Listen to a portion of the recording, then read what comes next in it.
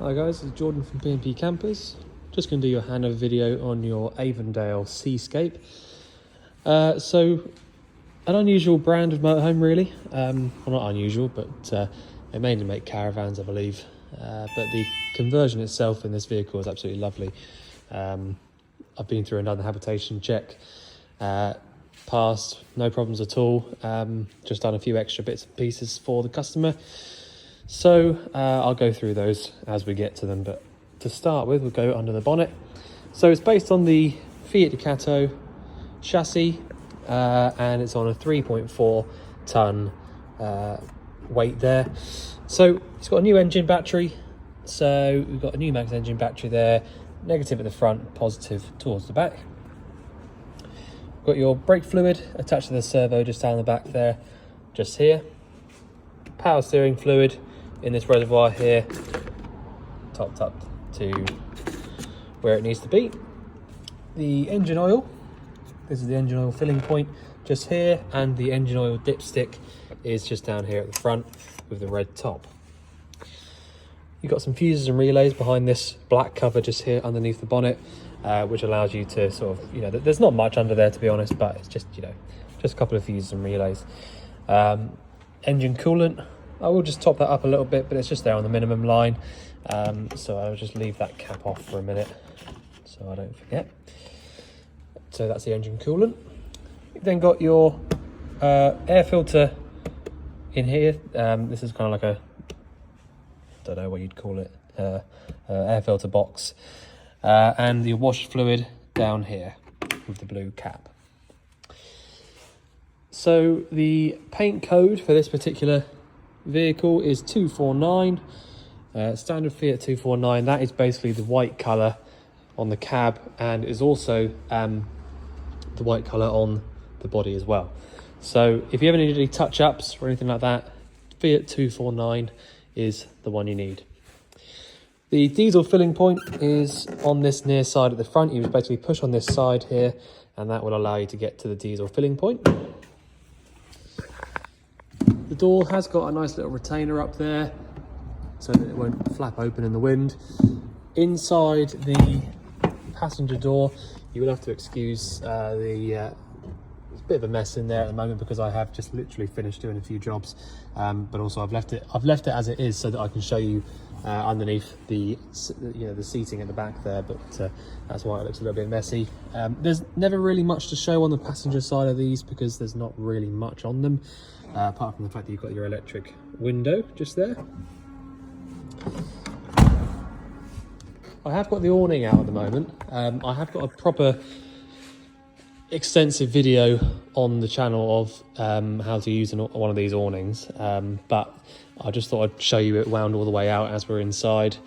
If you ever need any parts for this particular awning, it's an Omnistore 5002. It's very sort of standard sort of awning. Omnistore or Fiamma are the two big players really in the awnings. But really it's nice and simple. All you need to do, you've got these two little clips here, so I'm not going to pull this down, because if I pull this down, what will happen is, because it's holding this tension, it's holding the awning up at this height, if I press that down just by with one finger, it would drop straight down. So really you need to be holding this so that this part in the middle doesn't just drop as soon as you do it. So you need two hands, pop that down, and then you'll be able to put the leg back up into the slot up here. You also then need to make sure that the feet sit the right way around in here, so that when you close the awning up, this little piece here closes over. Because if the feet are in the wrong way around, this won't be able to close over, and it basically will stick out a little bit at the front. So yeah, I've had to do a couple of little bits and pieces to the van throughout the habitation check, but nothing unusual. So you've got, this is a new bottle, so it's 6 kilos of propane gas in there. So the old regulator had pretty well had it, to be completely honest, so I have replaced it for a newer style one, which is why there are a couple of holes there, which I've filled up with some sealant. The gas lockers do need to be sealed from the inside of the vehicle like that, so that's why they you have to seal them up like that, so that if there was a gas leak, it'll just go out down the dropout hole at the bottom rather than going into the vehicle. That being said, all you really need to know about the gas locker, to be honest, is that you go anti-clockwise round to the left, turns the bottle on, and clockwise round to the right, turns it off. You need to make sure that you turn the gas off before you start driving, but otherwise that's about all you need to do, really. On the back of the van, you can probably see the twin reversing camera, which I've fitted as well. So I'll show you how that works when we get into the cab, but it is so easy.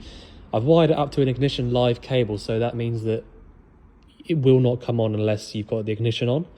So when you turn the ignition off, that complete system is dead. It means that, you know, you can't drain the battery out from it, basically. This particular one has got the tow bar at the back with the electrics for that, and you also got the ladder to get you access to the roof. Bodywork on the van, by the way, is absolutely lovely. No serious marks or anything like that. You know, it's obviously been well looked after. So this little vent just here is for the boiler. So I've got the boiler lit up on gas at the moment, and I can feel nice hot air coming out through that. Any side, on the right or left of the sort of thing here, will allow you to feel that it's definitely working or not. Next door to that, we've got your freshwater filling point. So push in and round to the left in order to get that to open up. That was already open. And then the same for locking it up. So push in and round to the right until it stops. And then you'll be able to put your key in, turn it, take the key out, and that'll be locked up. So that's your freshwater filling point. Down underneath the van just here, I'll just show you, you've got a little blue drain off point. That is your freshwater drain. And then a little bit further up on this side, we've got your wastewater drain.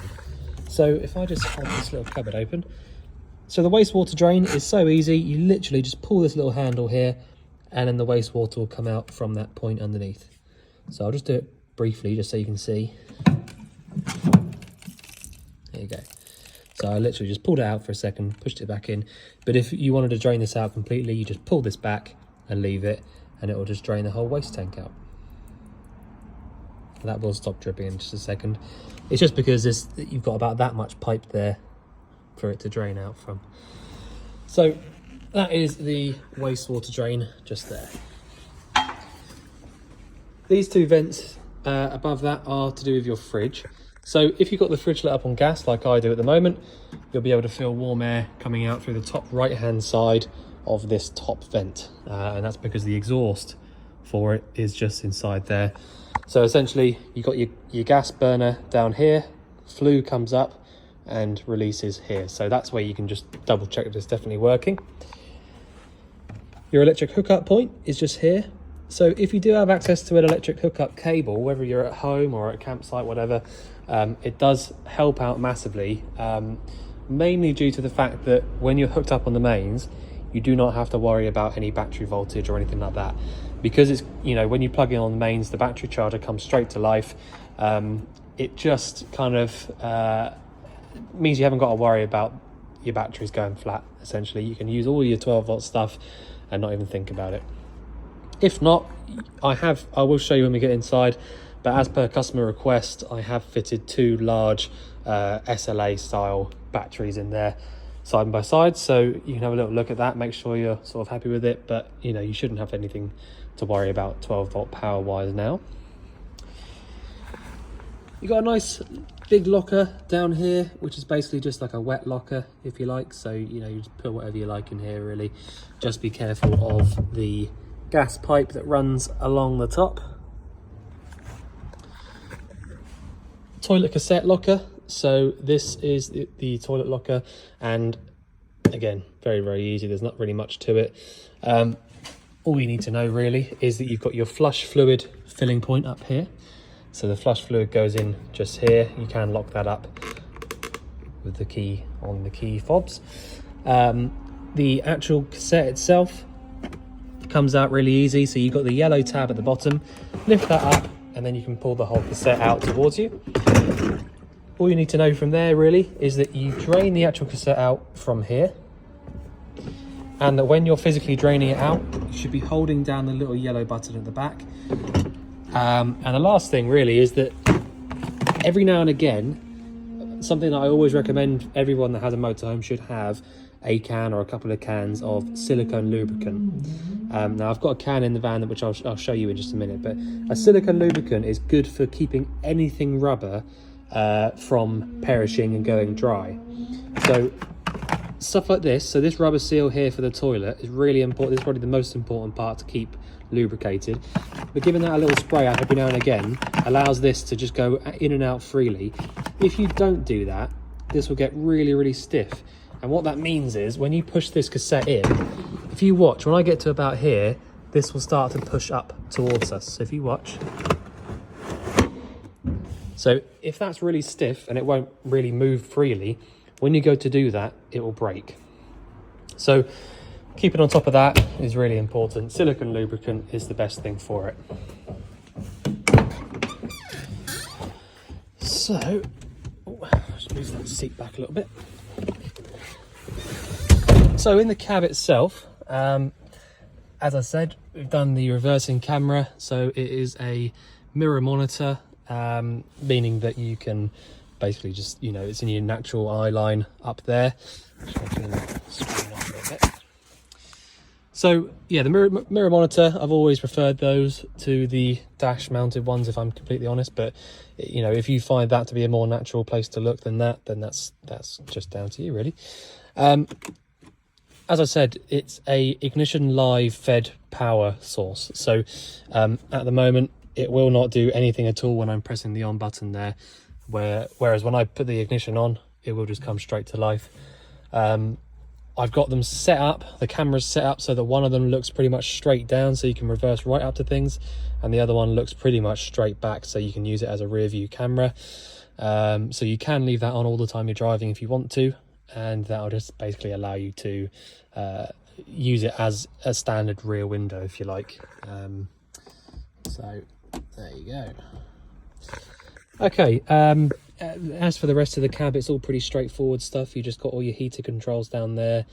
You've got the 5-speed manual gearbox. To get it into reverse, lift up and push it over to the top left hand side.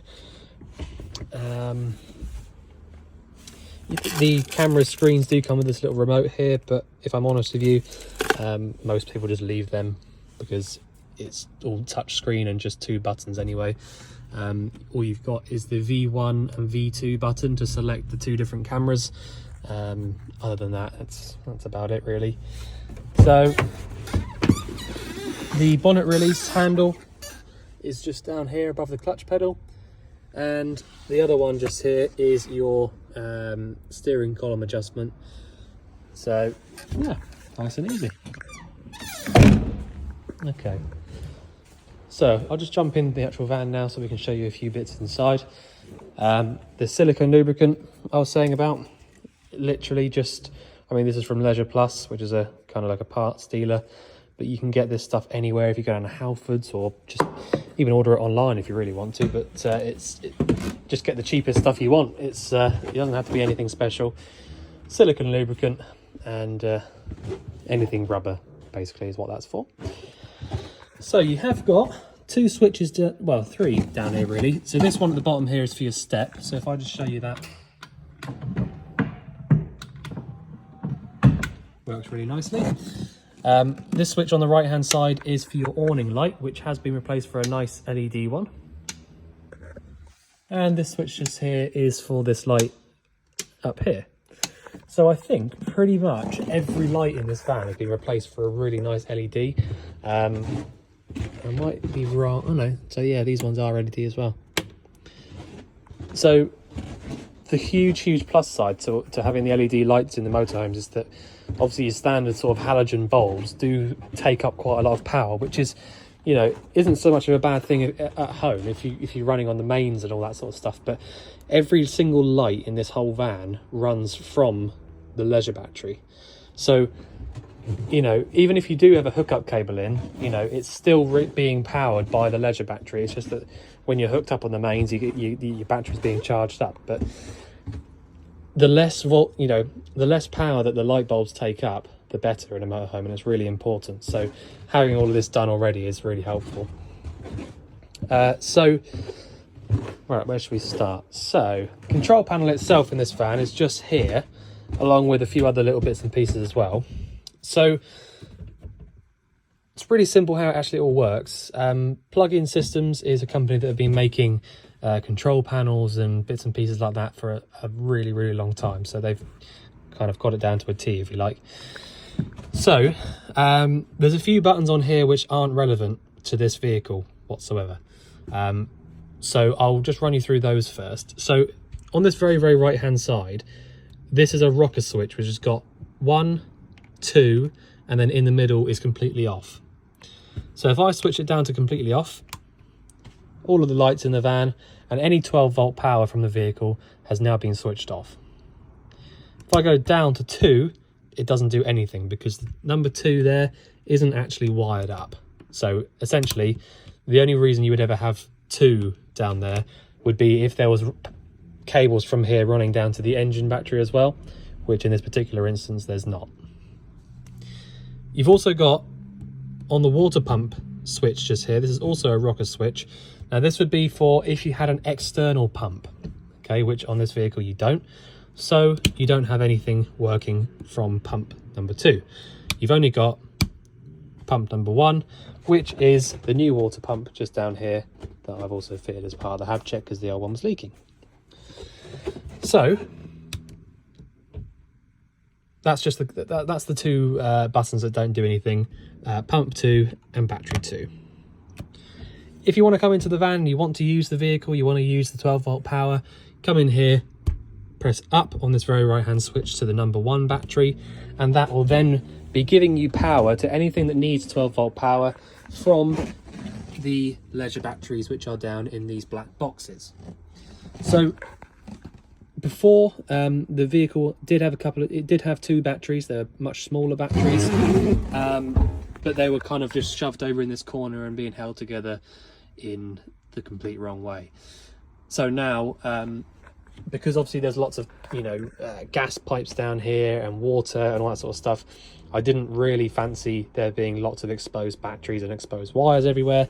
So what I've done is I've basically taken, well, we've got 2 brand new big heavy duty batteries, put them in their proper boxes so that they're completely sealed up basically. The water pump, as I said, that is also a new pump because the old one was leaking. And this pipe just here was also a very, I don't know what the previous owner had done with it and why, but this is a new bit of pipe. Now this pipe itself is actually just the inlet pipe for the diesel heater. So this is just the pipe that draws air in. So this vent just here, all it does is suck air in to the diesel heater. So this pipe here will not get hot, just so that you know that. This one over here on the left hand side will definitely get hot, so bear that in mind. It does go off to other places as well, but I just thought I'd point that out to you. And also, whilst we're just here, you've got a little yellow tab just down here, which is the boiler drain off. So if you wanted to drain the boiler out from all of its water, that's how you have to do it from down there. You just lift that little tab up and all the water will drain out onto the floor. I will also just mention that the only reason you would ever do that is if you're coming up to winter time basically and you wanted to drain it out because you're going to be leaving the vehicle.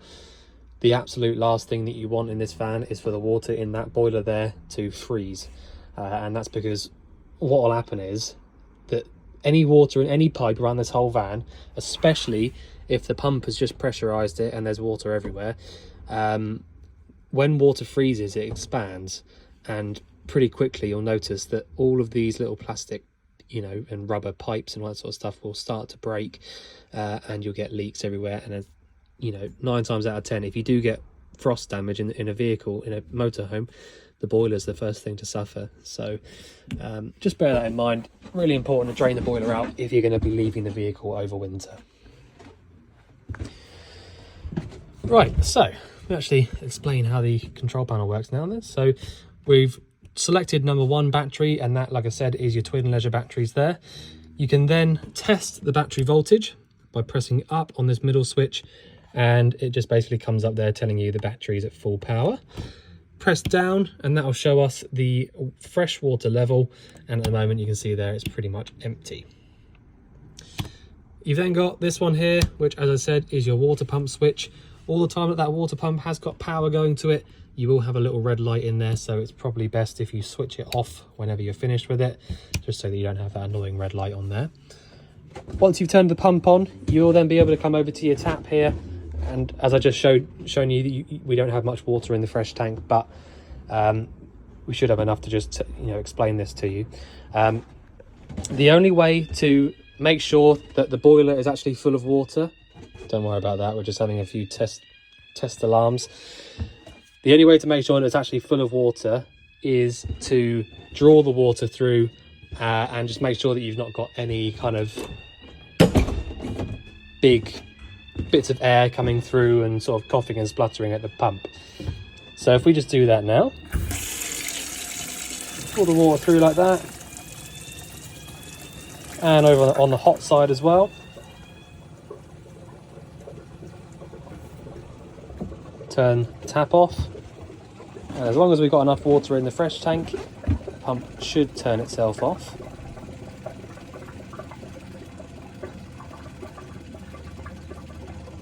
Just getting there now, I think. There you go. So that's a really good example, actually. I'm glad that sort of happened, to be fair. Because we're really low on water, that pump took a lot longer than it would normally take to turn itself off. Because it's kind of struggling to get to pressure because there's not much water there to actually pressurize with. That's why it took a little bit longer to actually turn itself off. But essentially what we just did there was we've proven to ourselves that there's no air in the hot or the cold side of the water system. If there was air in the system and the boiler was empty or something like that, what would happen is you'd pull the tap up and turn to the hot side, and you would just get nothing coming through the tap, just coughing, spluttering, just, when it's coming through like it was just then, you've got nothing to worry about. You can just go ahead, it's fine. Once you've done that, you can then go ahead and use your boiler switch in here, and I will show you how to use the boiler in just a second, but I'll just carry on through the rest of the control panel. You've got the pump on and off switch, or the light just there telling you that it's switched on. And if the waste tank gets completely full and needs emptying, this little light here should come on. You've then got these three switches over here. So you've got light circuit 1, light circuit 2, and auxiliary power. So at the moment, I've got all three of those on. Just pretty much, it's just good practice. If you want to come in the van and you want to use stuff, just turn the power switch on and go on all three of these. That should then give you power to absolutely anything you want. And that's a control panel. These two switches just here basically just power certain lights around the vehicle. So I think this one here does these lights under here, these two, and the other one does the light, those corner lights there. So they're just light switches. The two underneath the control panel here are slightly more important. So the black one just down here is for your diesel heater. So it's an eBispatcher diesel heater. Probably haven't said that right, but that's how I say it. So essentially what happens is, the way that these work is it will just draw a constant amount of diesel from the diesel tank itself.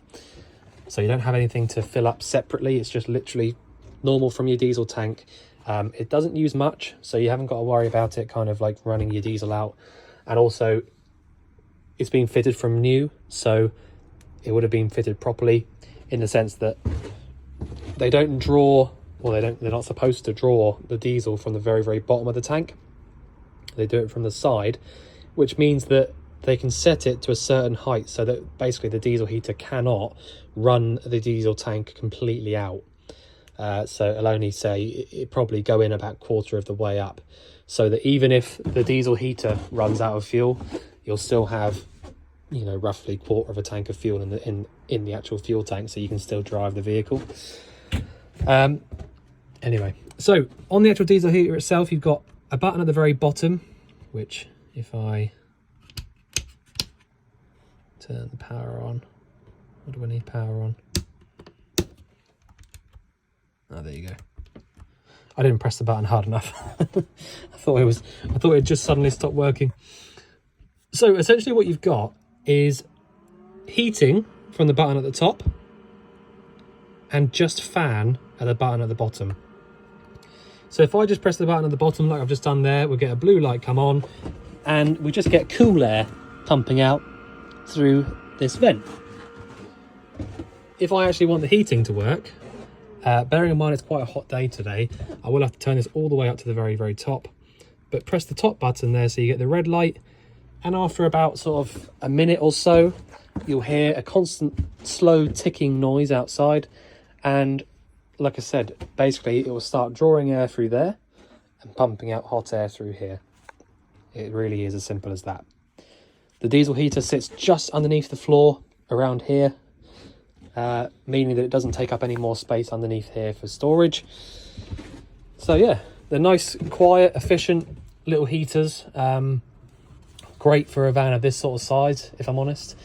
And so yeah, that is really it. You just turn it on at the top for heating, the button at the bottom's for just a fan, and when you finish with it, turn it off. And that is as simple as it gets. The one to the left, the one that says Ultra Store here, Ultra Store is the name of your boiler. So it's a Truma Ultra Store boiler. So it works on gas, which is what this little section here is for, but it also works on mains electric, which is what the little socket or the plug switch, sorry, is for in the wardrobe. It does say that on the side, 230 volt hot water tank. So if you had the hookup cable plugged in and you wanted to use the mains power to heat the water up, you would just basically turn that button on there. It would glow up orange and it would start heating the water up about half an hour or so, and you would have hot water coming through the tap. If you didn't have the hookup plugged in like we don't at the moment, you'd have to come here, make sure your gas is switched on, and then just turn this dial once round to the right. And as long as the water is lower than the temperature that you've got it set to here, which is between 30 and 70 degrees, the boiler will light up like it just did just then. And after, again, about half an hour or so, you'll have hot water. And there we go. So that is how you use the boiler. Really, really simple. Right, the fridge is the next bit. So it's a Dometic fridge, and I just will show you. Down here, there's a little sticker. Can't quite see it. RM7271, does it say? Basically, the RM number is the model number. So it's a Dometic RM fridge. And if you ever needed any parts for this, obviously you can get in touch with us and we can sort anything out. But if you need any parts, that's the sort of number and the code that you need in order to get them. The catch at the top, I've sorted that, and it was just stuck, it was over tightened. So that works as it should now as well. So the fridge at the moment I've got lit up on gas. So I just thought I'd show you, because I've only got the gas on at the moment, so I don't have a hookup plugged in, and I also don't have the engine running, which is what this 12 volt one here is for. I can only use it on the gas. So all I've had to do to get it to work on gas is make sure that the gas is switched on in the cupboard, and also make sure that we've got 12 volt power on, and then basically just do this. And there you go, that's it. So this fridge is now lit up on gas. I can double check that by going around on the outside and putting my hand over that vent if I wanted to. But that really is it. If I had the electric hookup plugged in, I would go once more to the right and select that one there. You would then get a green light come up on that little screen there, just here, if it was working. And also, if I had the engine running and I was driving, I would have selected 12 volt. You will also get a little green light come on there if that is working. So the reason that you, so let me just explain how these have to work. So basically you've got the gas and the 240 volt. Now they are the only two ways that this fridge will actually get cold. Okay, the 12 volt doesn't get the fridge cold. All it does is it retains the temperature that you've already put into the fridge before you leave. So it's essentially a small element in the back of the fridge which keeps the fridge cold whilst you drive, and then when you get to where you're going, you do need to switch it back over to one of the other two. Now, if I just quickly explain, not trying to sort of chew your ear off about it, but what you've got in any decent motorhome brand is something called a split relay or a split charger. And essentially what that does is it draws a little bit of power between the alternator and the engine battery and sends it off to the leisure battery as well, which means that all the time that you're driving, the leisure battery is getting a good charge up as well as the engine. In that same sort of loop, the split charger, you also get a little wire running over to the fridge, which means that you can keep the fridge cold whilst you drive, which is why it will not physically work on 12 volt unless the engine is actually running. So that's how that works. It's very, very simple once you get the hang of it, but there you go. Table leg has now been fitted back on there, and the seat belt up on there as well. So you've got the 4-burner hob at the top of this cooker, grill and oven underneath it. You've got an ignition switch just here for each one of these, including the grill and the oven. So assuming your gas is switched on, you just literally push in at the same time as your ignition. If you find that when you let go of that knob there, the flame goes out, all you need to do is just hold it on for a little bit longer before you let go of it, and it should stay on. It just means that the thermocouple hasn't quite got hot enough yet to flame sense. I've shown you that stuff. Bathroom.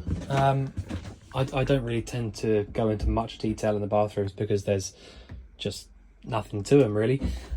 You've got some really nice modern lights in here, so when you turn this little switch on here, you'll notice some blue lighting in here. Now at night, you'd be surprised how, I mean, it's obviously not bright, but when it's really dark outside, that, you know, could be enough to just keep the bathroom just so that you can see. If not, you can press the middle of this and they will come on. It's like touch screen almost.